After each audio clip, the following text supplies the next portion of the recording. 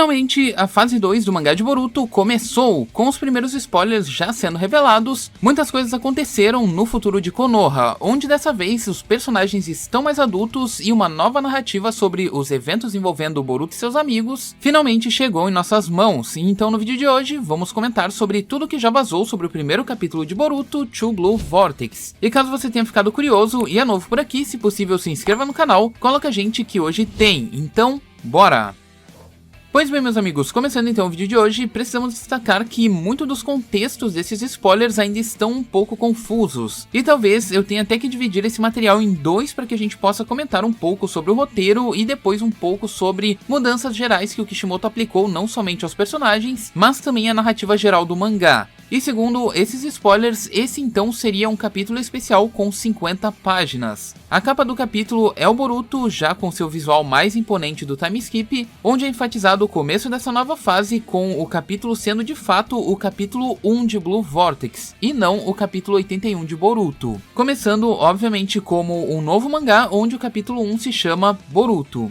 O capítulo então começa com a Sarada chegando no gabinete do Hokage, novamente tentando justificar que ele não seria o verdadeiro responsável pela morte do Naruto. E nesse é revelado então quem de fato seria o atual Hokage, e é revelado então que ele é o Shikamaru, que está ali vestindo não somente a capa de Hokage, mas ele também se auto-intitula como Hashidame. Enfim, o Konohamaru ali aparentemente se tornou o braço direito do Shikamaru, sendo então o seu atual conselheiro. Shikamaru diz a Sarada que Boruto cruzou uma linha que não deveria ser cruzada, ao matar o Naruto e também tentar matar o filho dele, né, ou seja, o Kawaki. Sarada pede para que pelo menos ele possa dar uma chance para o Boruto se explicar e justificar a sua versão, mas o Konohamaru e o Shikamaru estão decididos, visto que eles confiam plenamente, né, nas habilidades da Eida, e a palavra dela para eles é definitivamente a verdade. Onde o Shikamaru diz que mesmo que ele pudesse, né, provar que o Boruto não tinha matado o Naruto, ainda assim ele não conseguiria viver na vila, devido justamente ao próprio ressentimento das pessoas com relação a ele, e ele não teria como conviver com o pensamento de todos, sabendo que ele supostamente teria feito aquilo. Então, mesmo que ele justificasse, nada daquilo poderia mudar.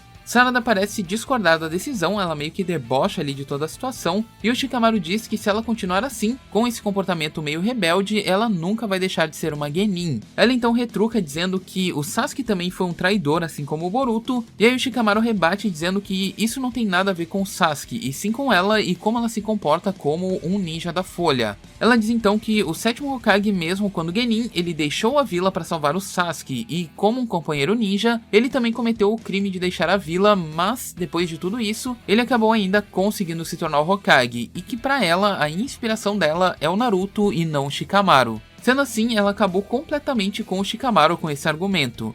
Enfim, mais adiante podemos ver o Kawaki, né, com seu novo design ali, que por sinal não é tão novo assim, já que a gente já tinha visto ele parcialmente lá no primeiro capítulo do mangá, e a gente percebe nessa aparição do Kawaki que ele faz uma visita pessoal em sua dimensão particular, onde o Naruto e a Hinata estão selados, aparentemente fazendo visitas frequentes aos dois, o que acaba justificando que o Kawaki não saia caçando o Boruto à torta e à direito, visto que os dois estão em segurança naquela dimensão impenetrável, mostrando que o Kawaki levará esse plano muito longe, além do que a mentira permite, né, ocultar as suas sujeiras, mesmo que isso custe a alteração de toda a ordem de Konoha e que pessoas continuem pagando injustamente pelas consequências de suas ações. Sendo assim, Kawaki continua sendo um FDP completo a partir daqui. Em outro momento do capítulo, podemos ver a Sumire e a Sarada conversando uma com a outra. Sumire, inclusive, aparece com um novo design, um novo vestido ali e tudo mais. E nessa conversa, a ordem parece estar um pouco confusa do que é dito, já que elas conversam ali sobre como as coisas mudaram atualmente, como as pessoas veem o Kawaki como filho do Hokage e tudo mais, e que por outro lado, o Boruto a partir de agora é um traidor, e elas ainda aparentam estar ali em dúvidas, né, sobre a onipotência da Eida, e se questionam como o Kawaki nasceu dentro da vila e onde estaria o Momoshiki, dúvidas essas que fazem parte aí dessa mentira do Kawaki. Elas então estão se dirigindo até onde a Eida estava, e lá podemos ver que os irmãos não mudaram muito. Eida continua muito jovem, mudando apenas ali a sua camisa e tal, parte do seu design, e o Daemon parece não ter envelhecido praticamente nada até então. Daemon pergunta para as meninas se elas não desistiram desse joguinho ainda, e a Eida explica que o fascínio e a onipotência são basicamente a mesma habilidade, e que ela mesma não tem controle sobre ela, mas que ela vem tentando ali, né, compreender um pouco mais sobre isso nos últimos dias. Sarada diz que ela não vai desistir e pergunta pra Eida, né, se ela sabe de algo novo. Então ela responde que a onipotência, né, ou fascínio e tudo mais, seria de fato um Shinjutsu, ou um poder Otsutsuki, capaz de simplesmente materializar desejos, e que a situação atual de fato seria um desejo do próprio Kawaki, o que fez com que ela acabasse entregando toda a verdade sobre o ocorrido no final do pré-time skip, explicando tudo o que mudou sobre as posições de Boruto e Kawaki perante todas as pessoas de dentro da vila. Sarada ainda soma, né, ali, perguntando pra Eida se ela poderia corrigir tudo isso em algum momento. Porém, Eida reflete com ela e fala que talvez seja melhor não mexer com isso e esquecer essa ideia de voltar tudo de novo. E só ressaltando esse encontro delas com a Eida, as meninas não são afetadas novamente pelo fascínio dela, e até são questionadas se elas realmente são afetadas ou não. Mas no final elas se lembram, né, do que o Shikamaru disse no passado, antes do colapso ali criado por ela, que isso poderia servir como uma brecha para que elas pudessem atacar a Eida em algum momento da forma como elas achassem melhor, mas ao mesmo tempo, se elas confessassem, elas poderiam ser atacadas pelo Daemon, que por sinal não gosta da presença delas ali, e muito menos dos questionamentos que elas estão fazendo pra Eida. Enfim, mais pra frente podemos ver o Kawaki e o Mitsuki. E mano, o visual do Mitsuki dessa vez parece estar certo, né? Não é aquele visual genérico e tal, com aquele kimono azul e branco ali que a gente tinha no clássico. Então agora, realmente, eu passo a gostar um pouco mais do visual do Mitsuki. E comentando um pouquinho sobre essa cena, eles comentam, né, ali sobre o Mitsuki querer proteger o Kawaki e tudo mais. O Kawaki se sente meio pressionado pelo Mitsuki, que tá sempre ali em cima dele, né? Meu sol, meu sol, meu sol e tudo mais. E então ele acaba falando ali pro Mitsuki, ah, faz o que tu quer, mano, se tu quer matar o Boruto, vai lá e faz e só me dá espaço, tá ligado? E aí então o Kawaki é chamado pela divisão de detecção da vila, falando ali que eles encontraram mais marcas de garra do Code ali ao entorno do portão, e o Kawaki então é chamado pra lá simplesmente para que ele possa lidar com a situação.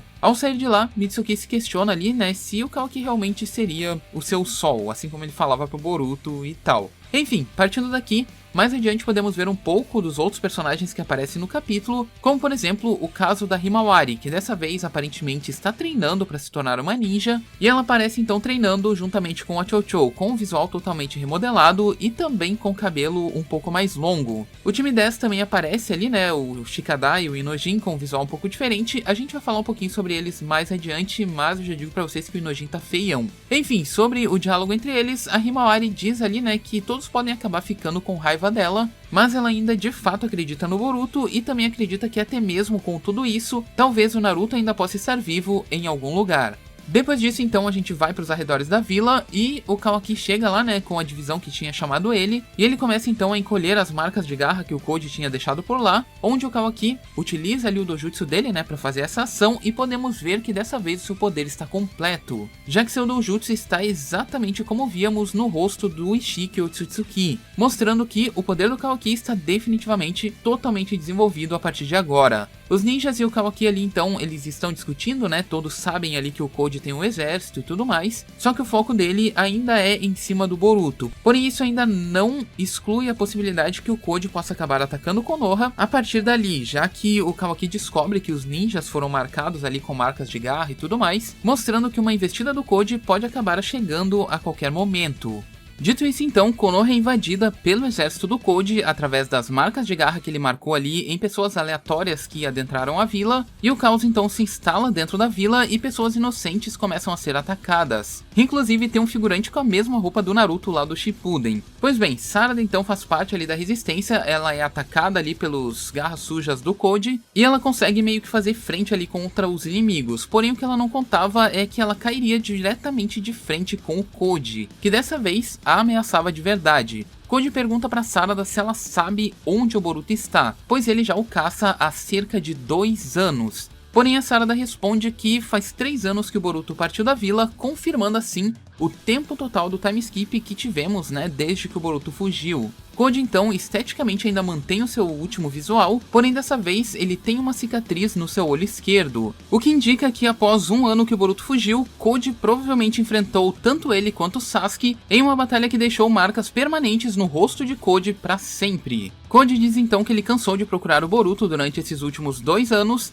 e então ele veio simplesmente atacar a Folha. Ele diz para que a Sarada possa dar um bom grito que quem sabe assim ele poderia aparecer. Porém o que ele não contava é que o Boruto chegaria do nada pisando literalmente na cara dele, salvando assim a Sarada de ser pega. O Boruto então ele é detectado por Konoha, mas o Shikamaru ordena ali, né, para que todos os esforços foquem apenas em atacar o Koji, enquanto apenas observem o que o Boruto quer ali. Nesse momento então, Kawaki percebe que o Boruto voltou e o capítulo termina com ele, o Koji e o Boruto se encarando ali em uma situação que realmente vai dar ruim. Pois bem, a princípio esses são os spoilers, porém tudo neles ainda são completamente desconexos, né, com o roteiro em geral. Ainda não ficou claro quais são as ideias do Kishimoto com relação a algumas mudanças em geral, o motivo do Boruto estar em Konoha atualmente, né, ainda não dá pra saber. O motivo do Koji também ter atacado exatamente naquele momento, tudo ainda parece estar meio que em aberto. Quanto à cicatriz do Koji, tudo indica que de fato, né, uma batalha anterior aconteceu fora de tela e a chegada do Boruto com todas as referências ali do Sasuke, utilizando a espada, a capa, absolutamente tudo ali que o Sasuke utilizava, mostra que talvez essa batalha teria sido travada com o Koji anteriormente ali cerca de 2 anos. E que talvez nessa batalha tenha custado tanto a cicatriz no rosto do Koji, quanto talvez até mesmo a vida do Sasuke no meio desse processo. Exatamente como a teoria que a gente andou soltando aí nessas últimas semanas. Enfim,